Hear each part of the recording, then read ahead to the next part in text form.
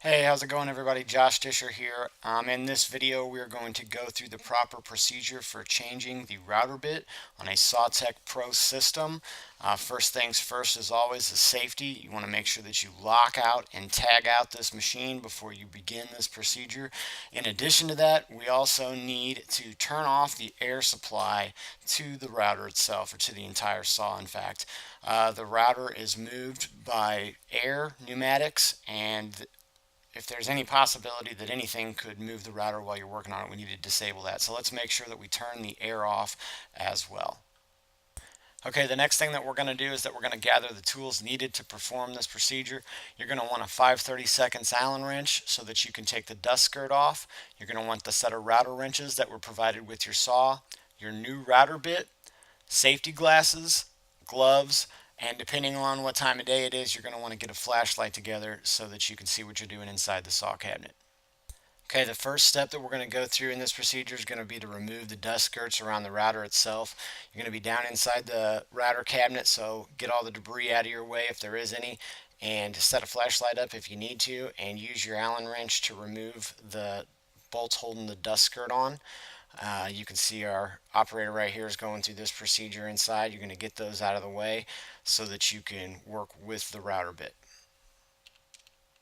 Okay, the next step in the process is going to be proper positioning of the router wrenches. This is the most important step on how to do this safely, and actually makes it a lot easier if you know what to do. You want to place your wrenches at 6 o'clock. The one that Jody's got in his left hand here, put it at 6 o'clock, and put the other wrench, the slip wrench, at about 4 o'clock. And use the leverage of your hand like Jody has here. Use that leverage to break that collet loose. You don't want to put those wrenches at, like, say 6 o'clock and noon. I'll show you a demonstration here in a little while on how that can be very dangerous and what can happen.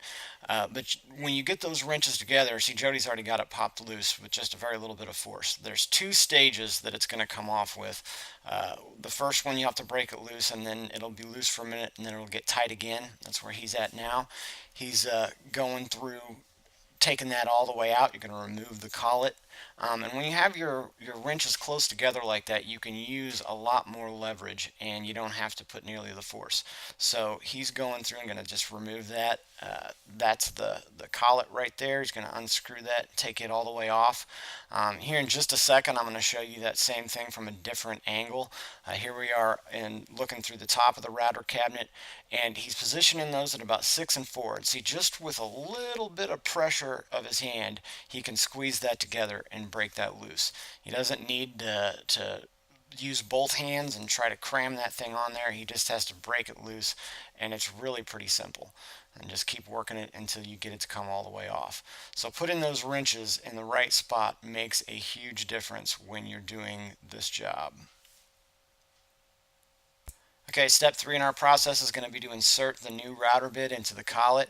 You can see that Jody's got it out here. He's got it marked at a 1/2 inch. Put a 1/2 inch mark, snap the collet apart, make sure there's no debris in there. Snap it back together. You must snap it back together before you put it up inside the router. Insert the bit to the 1/2 inch depth and make sure that it's in far enough, and then you're ready to put it back together.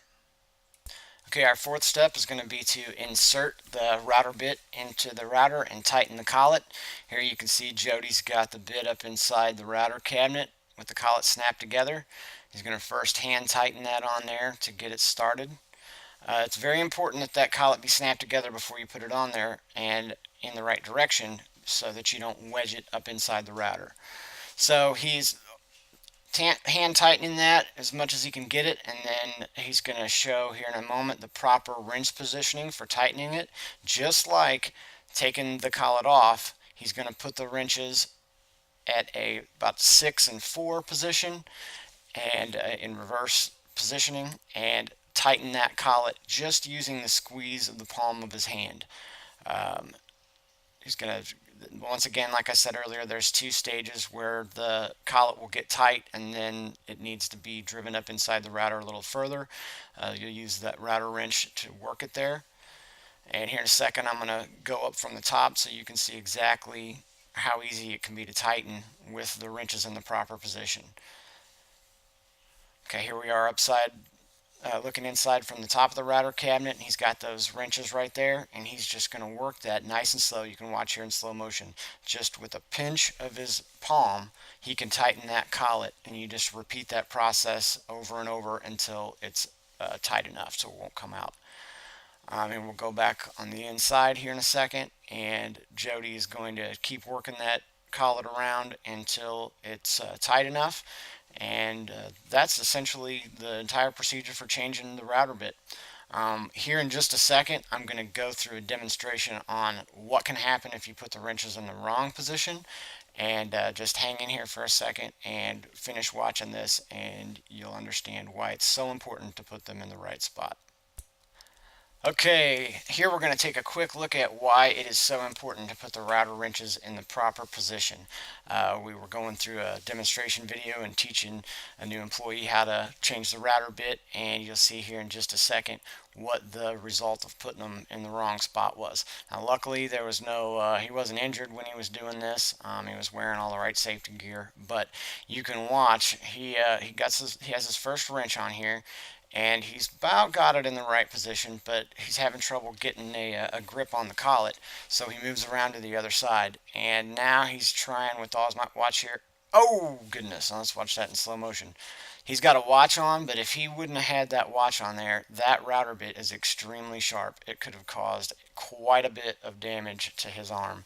So you don't need to apply that much force on there. If you just put them at the right positioning of like 6 and 4, or 6 and 8, then you shouldn't have anything like that happen to you.